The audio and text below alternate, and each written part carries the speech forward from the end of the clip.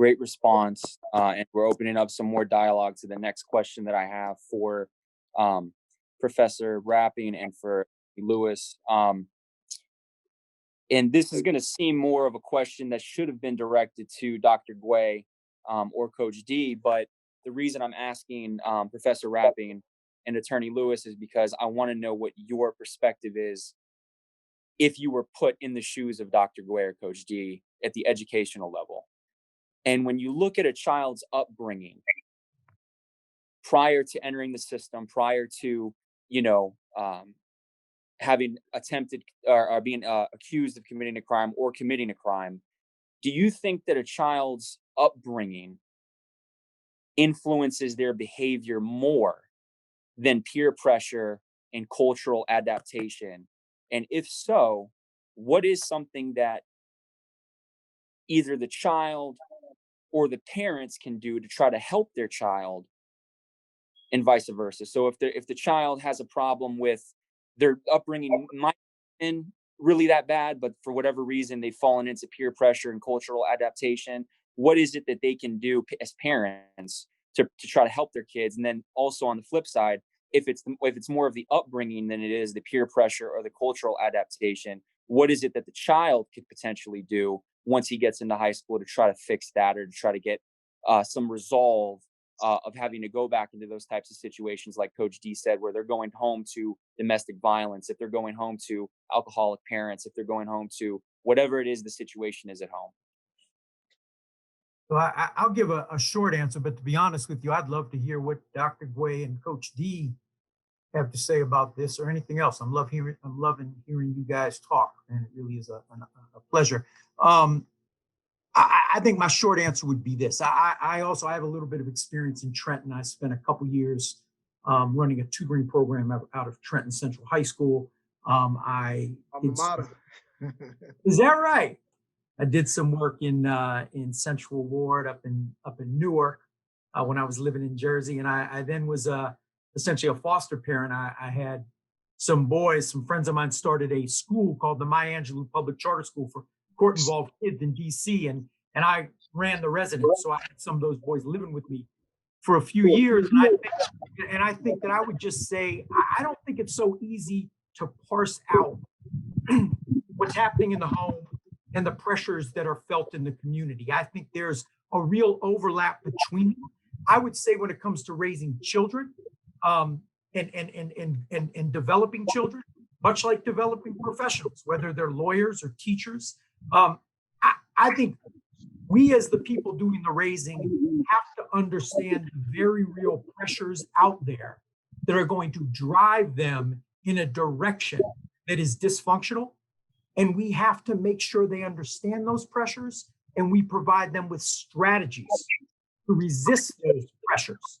If you're in a household where the parents aren't able to do that for whatever reason, drug addiction, whatever problems they have, mentorship is absolutely critical. But if these children don't have someone recognizing what the challenges are, what the pressures are they're going to face, and have real strategies to resist them, they're going to succumb to the pressures in the same way that those of us in the criminal justice system. Without strategies, we won't even know it. We'll go into the system and those pressures will shape us because we don't have strategies to recognize them and resist them. And so I think the work that Dr. Guay and Coach D are doing is that's what we need. Yeah. My turn. Go ahead, Brother Lewis. If what we're talking about when we talk about cultural adaptation is that cell phone is basically opening up a portal to what I consider to be almost the worst things in society. I homeschooled children. My sons were homeschooled because I wanted to actually control what they ate, what they saw, what they heard, and make sure that they understood what I valued. So my children didn't even see a school until high school. And then they were shipped off. The oldest one was shipped off to boarding school up in Tennessee. The younger one went to the same school, but he was there ultimately as a day student. And I fought that cell phone. Man, I fought that cell phone, and I didn't break down and give him a cell phone till the absolute very, very last minute. because I think that with boys especially, I think that they are easily swayed by what they see on that phone. I think they have too much ready access to porn with the phone. I think there's too much contact on social media with the phone. And I think that limits I'm gonna say, the impact that parents can have when they're always on that phone. And we can walk around now and we can just see it in the restaurants, in the cars. Nobody seems to be able ultimately put down that phone. I told myself that my children would never listen to rap. And I realized early on, I can't keep rap out the house. The boys like to listen to trap music. I can't stand it. Most of my clients listen to it. I can't stand it. I don't think it's necessarily constructive or productive. I think it's misogynistic. I think there are a lot of problems with it, but it's here, and I don't think it's going to go anywhere anytime soon. When we talk about strategy, though, my strategy, because the boys play baseball, my strategy was ultimately to try to take the sport of baseball and teach them what I need to teach them. And that's when you really begin to understand me. When that ball is thrown in the dirt and the ump calls it a strike, I'm not interested in the ump. You get 3 strikes, and I need to see what you can do with them 3 strikes. Now, I'm buying all kinds of ball machines and training you. I don't want to hear the ump. I don't want to hear the first baseman. I don't want to hear how the institution is not allowing you to succeed.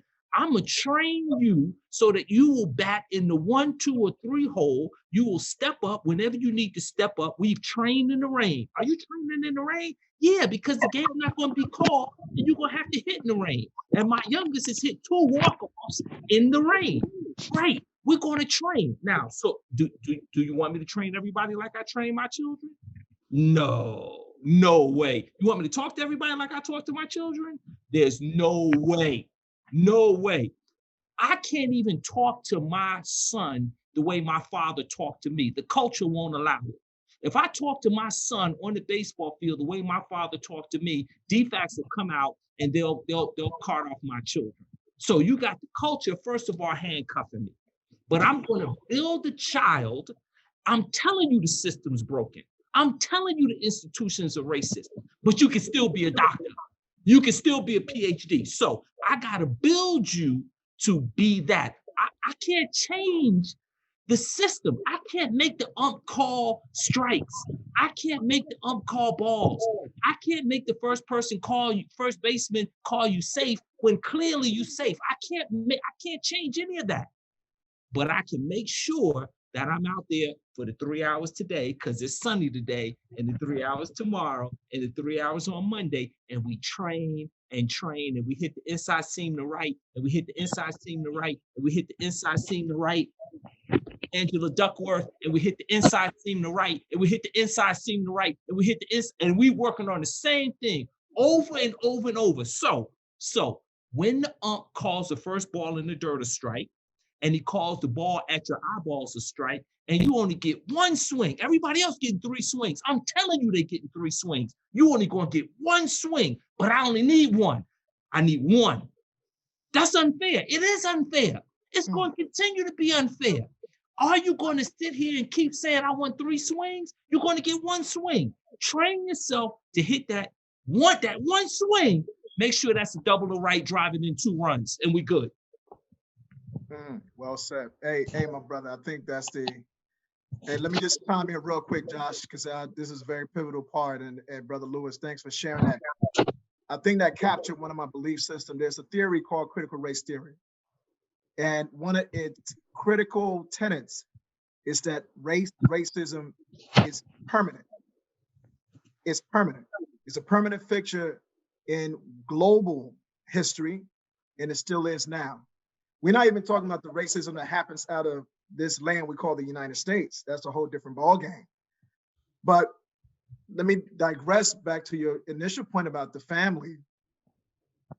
The family structure is the most important part of a child's success. The father is the first teacher. The mother is the first teacher. Now, due to systemic stuff, we know that the impact that has had on generations of mothers and fathers. Hence, we have this post-traumatic syndrome of oppressed syndromes, or we want to call it slave syndrome happening, all right, that have destroyed families over time. Let's talk about Black families here. Working and growing up in Trenton, New Jersey, I've seen the most depressing situations in family. I have friends in Jersey who would come. We all was living poor. I remember hooking a hose from my house to the neighbor's house just to get water and pour the water every morning and warm it up to take bath before I went to school. The structure I was blessed to have in my home, kids would come, we were dirt poor, we were all living in the projects, but they would come to my home, and I remember kids talking about, can we chill here for a little bit? I don't want to go home. They want to have dinner with us. My parents set up a system where every night we had dinner together. I don't care if it was sardines, we had dinner together. So the structure I was blessed to have with my family, kids in the hood didn't see that or didn't have that. So that was the foundation that was set in me. I had guys who were out there hustling. I've been in stolen cars with some of them, making the mistakes. I've been out there, doing stuff, but I knew when I went home, there was a different type of reinforcement that was going on at home, like Coach D mentioned. Some of the things we're saying from the outside, they may not be getting that back home. But for me, I had that level of reinforcement of mind, body, and spirit, and building my culture being reinforced at home. So the home is that first foundation. Now, we know that there's going to be a lot of young people that get to the high school level, middle school level, that don't have that. That's where we have to intervene. We cannot continue to lay a blind eyes to it and say, hey, it's what it is. We know systemic racism is here to stay. It's not going nowhere. It's in my opinion, young. You're just talking about, we talk about 400 years like it's not a long time. It's really not a long time. You're talking about African civilizations that were in rule for empires for over thousands of years. So this system of racism that has been created is new. It's a baby. So y'all better sit tight and get ready for the long haul. I hope that this thing is dismantled by the time my boys become men. That's what I pray for. But the reality is, it is absolutely young. We just came out of bondage. We just came out of the bondage. We just came out of institute, and we're still dealing with, brother, talk about redlining. We can talk about, the educational system that was built. All these different systems was built. They were the handmaidens of racism. Education, medical, housing, you name it. They all came. Those are the residues that came out of this institution, folks, and it's here. Unfortunately, we were captured from our native land, and we've lost that. We've lost that connection of who we are as Black people. So those are things that I think myself, and you have some of those revolutionary educators out there, those revolutionary activists, those revolutionary people that say, you know what, we're going to do what we can do to inject something in these young people to believe in themselves, give them some hope to be able to at least get to a point of dismantling this thing that we're wrestling with. We've been wrestling with over 400 years just here in the United States, or this land we call United States. But it's not new, and it's actually young in the grand scheme of history. Yeah, I'll say something real quick. Getting back to the original question, I don't like to speak in complete terminology, right? Like, I don't like to speak in absolutes. I think those things are synonymous. I think that there's duality as it relates to parenting as well as peership, right? Like, I think those things are equally as important. I do think that first line, as Bobby spoke on, I think the parenting is the first line. And I say the parenting, the biological parenting, because if you think about guys who are older, 50, 60, 70, my parents' age, a lot of times those people were community parents, right? So it wasn't only the responsibility of the biological parents, but also the community parenting. So the community parenting is what? An extension of your peers. So I do think that biological parenting, having that forefront at home, is extremely vital. However, we have seen people who have that forefront at home who have also strayed and run amok and have not become the person that we thought they would be. And consequently, we've seen those people who did not have the biological parents at home, who've gone off, but had the community parenting, had the community loving, and the mentors and so many others and they come off and be great people in society, great abiding citizens, so on and so forth. So I'm not of the mindset that it's parenting is the most important. I think it is the forefront. I think it's the initial thing. But after the initial thing, there is something that comes after. So that sometimes that coming after could be equal as important or even more important than what you saw at first. So to answer the question, I'm not sure. I think there's duality involved, and I think there's, I think they're equally as important. Can I address that what Coach D just said? Yeah, go ahead. It's important. When I was growing up, I had a number of friends, and their parents sort of parented me. I have not done that. I'm just going to tell you flat out, working 70, 80 hours a week. I've parented mine, and I haven't parented any others in the neighborhood. My focus has been strictly on making sure that I'm not this cog in the machine that just chews up whoever gets arrested by the police. And because of that, I don't have a dog. My youngest son wants a dog. We can't have a dog because I can't walk the dog in the morning. I can't walk the dog in the afternoon. I'm not, when I get to the jail, the interview might take half an hour. It might take 3 hours. I don't know how long it's going to take, and I got to be flexible with it. What does also speak to Coach D's point, what I have done with my children in terms of the baseball is when they have played baseball, I have become sort of the de facto batting coach.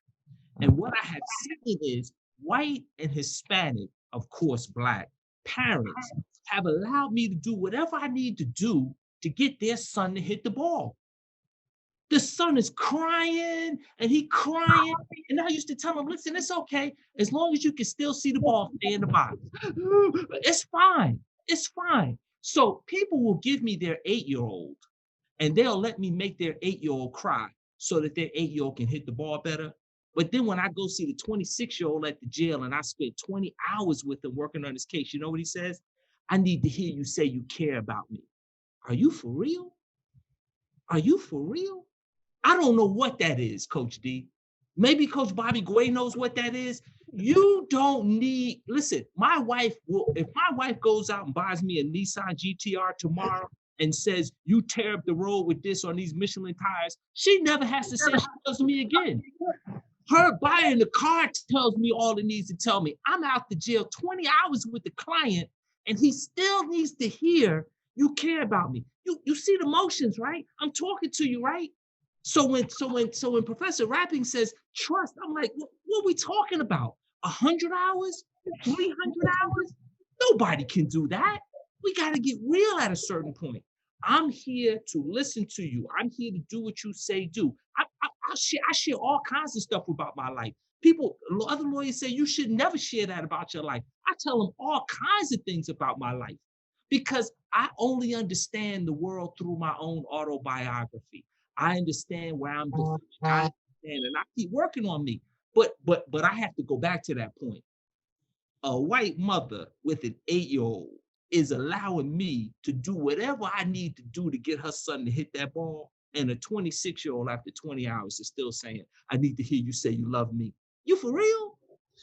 I love you. I care about you. That's what you need. Yeah, he needs that, Officer Lewis, because everybody requires something differently. When you say what is that, what it could potentially be is underlying issues that have never been resolved. So when you say what is that, that could very well be what it is. So again, he doesn't know how to love. Maybe he doesn't know what love looked like. And oftentimes we assume that it's going to be presented the same way all the time. And I'm just like you, Officer Lewis. And Bobby will tell you, I train his son as well. And I'm very good at what I do as a trainer and as a life coach and as a mentor. But I tell you, like, I go very hard. Like, I'm a no nonsense. You're going to do this. So a lot of those things, and parents believe in me, but not only because of my ability of my acumen of knowing the game and things like that, but also because of the belief. I speak with conviction, like the passion that you guys see. Like, I can't hide it. Like, this is me, like, across the board, whether I'm with you guys or whether I'm at home with my kids or whether I'm in the gym or whatever, at a school speaking. I can't hide it. Like, I'm so ingrained in wanting better and being passionate. Like, I can't fake it. So what it may be, Officer Lewis, is that 26 or 27-year-old may not know that what you're presenting could very well be love, or he doesn't understand the authenticity, or it doesn't look the same for him. So he may not know what that is.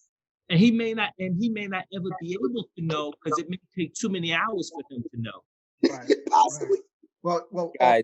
Brother Lewis, real quick, and then you can jump in, Josh. I mean, that could be something as well as, are you there for a paycheck, or is there some type of deep humanity commitment to what my suffering is? I have teachers all the time that said, look, I'm just here to get my paycheck and do my job. But then I have teachers who go above and beyond, and they show that relationship and build that relationship with their students and care and compassion, even the worst ones, and go above and beyond and transform that student's life. Is that could be the context of of words? Is that in the words or in the deeds? Say it again. Is that in the words or in the deeds? Well, it could be both. It could be Okay. both. Some people may want to hear it. Okay. I mean, we all come from different. Well, we all wired differently. Some people may want to hear it. And I know I do things. I feel like I'm showing my wife all the love, but she's like, hey, you ain't never tell me you love me in this amount of money. I'm like, damn, I'm taking out garbage every night. I'm doing all this stuff, but she needs to hear it. So everybody we're wired differently. So he just want to hear it. And that's part of what I learned. And even though you're there, Yeah, and you're seeing what's going on, absolutely. Nobody else's lawyers come to see them. You coming to see me. You coming to see me, but you still need to hear, I care about you. Yeah. Okay. Well, let's close it off with that.